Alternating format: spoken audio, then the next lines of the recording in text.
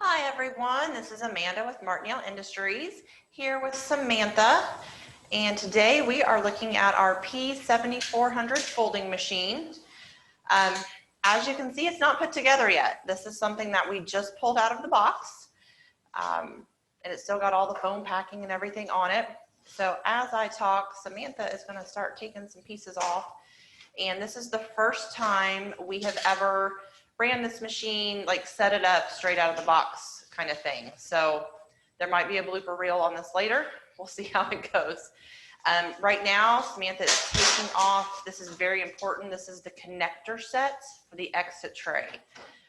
Those pieces are very important and we don't want to lose them. And that was where that little tray, those pieces of metal go as well.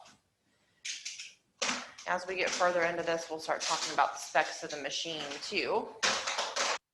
This is just a small to mid-range paper folder. It's for smaller mail rooms, offices, churches. It automatically feeds and folds a stack of documents. This is a one sheet at a time auto feed. It does have a manual bypass that you can do up to 3 sheets in, but automatically just one sheet at a time. It is a smaller machine, going to operate at about 4,000 sheets per hour. Feed tray holds up to 50 sheets. And it does have the stacking tray for folded document collection. And we're going to get into all that. It does the standard fold types, letter fold, half fold, Z fold, and double parallel fold. This unit will go up to 8.5 by 14-inch legal size. It also handles A4 paper. 16-pound bond up to 28-pound bond. So a little bit lighter than copy paper and then a little bit heavier than letterhead. As you can see, most of the machine is already put together. Samantha just unboxed it, and that is the power adapter in her hand. So we will take the cord off of that so we can get it plugged in. This unit does come preset to do 8.5 by 11 letter fold, and that's what it's set at the factory, just because that's the most common thing that most people do with it. This machine that we're looking at today is a standard 115 volt, but they also, it can be ordered at a 220 if necessary. Paperwork that comes with it, instruction manual, product registration card. We're just going to wing it. Who needs an instruction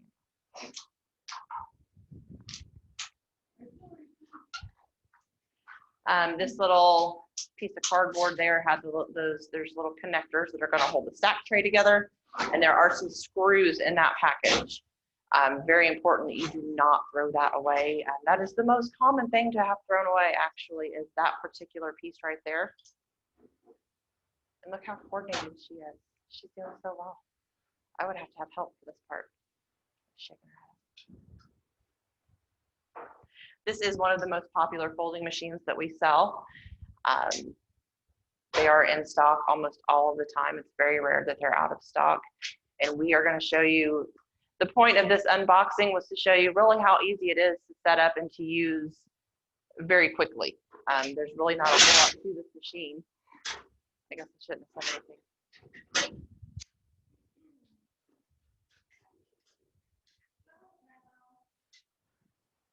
Once you get the first connector on, the rest of it all goes downhill. But it's that first one, getting a little tiny screw in. They're just little small Phillips head screws. So you just need a small Phillips head screwdriver to put them together. It seriously just takes a couple of turns. And that's really, you have to put the feed guides on, which we'll show you in a moment. There's very little assembly to this particular machine. We do try to make that the case with all of our units. We want them to be easy to put together. And we try to get as much of it put together before we put it in the box as possible.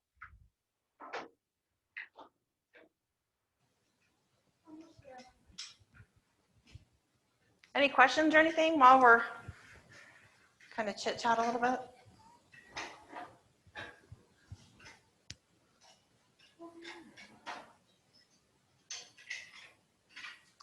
This machine does have preset marks on the fold tray.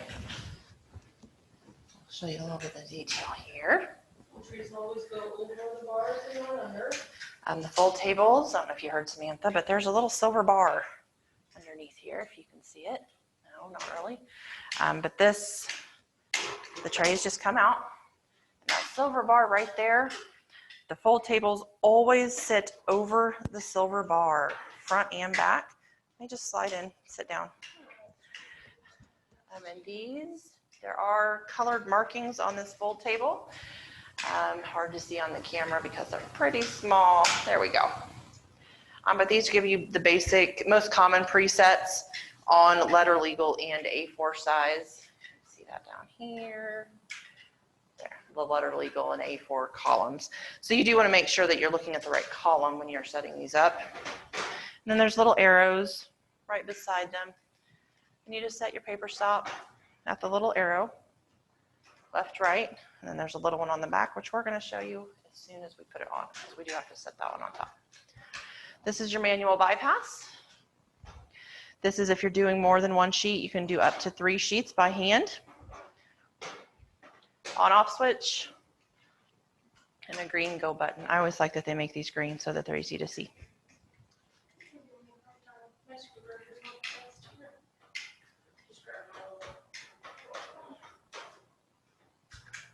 Hi, Amanda.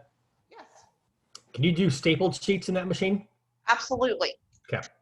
We do recommend that if you are doing a stapled sheet, that you have the staple parallel, or I guess horizontal, so that it's not at an angle to the fold roller. If you repeatedly put a stapled set in, Sure. It's going to dig into your fold roller, and you don't want to do that. Good, thank you. Good question, Mike. Thank you. The catch tray, as Samantha just put it on the front, the catch tray just sits there. This doesn't connect to anything. It's just kind of held underneath the machine. And that is adjustable. Different kinds of folds are going to land in that tray differently. So you can move it away from the machine more or a little bit closer to the machine. That's the box that it came in as well. Now these are the paper guides. Very important to feed the paper in. These are just held in with a couple of thumb screws and a little plastic washer. That's right. And there's a mark, and I know you're not going to be able to see this on a camera, but there are marks on this. This tells you where to set the edge of this edge of your paper. This is for a letter size. They are adjustable.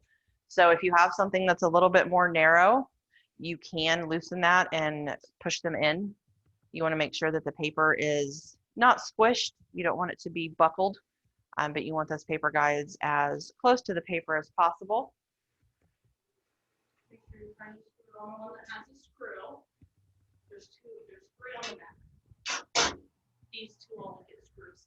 I'll show you what Samantha's doing behind the scenes here. This is the back side of that piece. And then the thumb screws are on there in packaging, and then you just take the thumb screw off. And then there's a little washer that comes off. The clear washer. Be careful not to lose that. They are replaceable at the hardware store, but it's just always easier if you don't. And then that just screws in. There's a slot. And they just sit right into that slot. So we try to make it easy to set up. There is a left and a right rail, so you do have to make sure that you're putting them on the right side.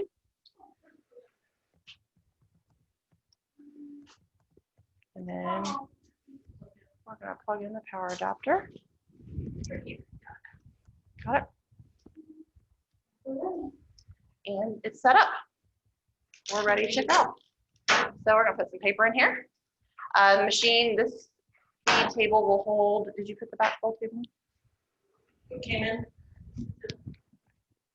There's a second fold table in the back that is already in the machine.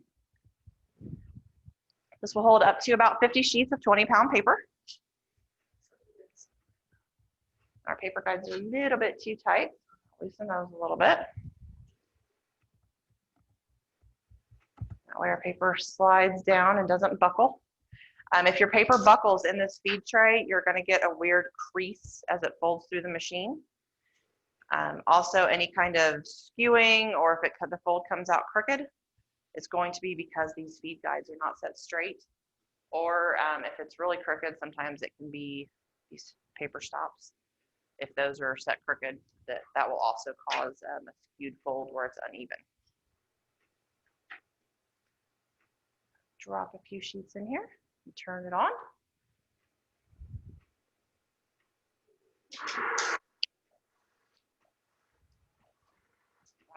But put a few more sheets in here so you can see the whole thing.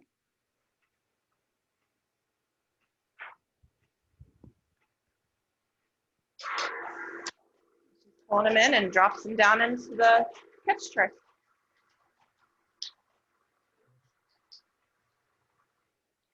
This is the P7400. Again, this is the model. It also has an auto shut off. So once the paper runs through the tray and the tray is empty, it's going to shut off. That also will shut off if it gets jammed. See our pretty little letter fold? It did great. So if the machine does jam and you're not standing right there, it will shut off to prevent any more wasted paper or any other problems. You have to fan the paper, Amanda, or you just put a brick of No. paper in there? No, okay, Not on this one. got it. Amanda, is it easy to unjam the machine? Yes. Typically when it gets jammed, it's going to be up underneath the cover, but all you have to do is take the fold tables off, and there's just not very much space in there for the paper to get stuck. So you can almost always see it, and then you just reach in there and pull it out. Okay, thank you. There's also, does this one have, yes, there's actually a de-jamming port on this side. You would need a large flat tip screwdriver, and that is the drive roller for the middle of the machine. So you would just turn that roller, and then that would help it kick the paper out as well if it's really stuck in the middle.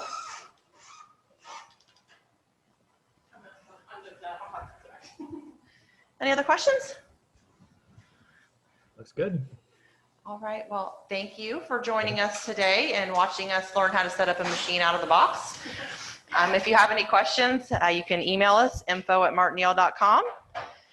You can call us, 800-225-5644, or we do have an abundance of material available on our website, www.martinyale.com.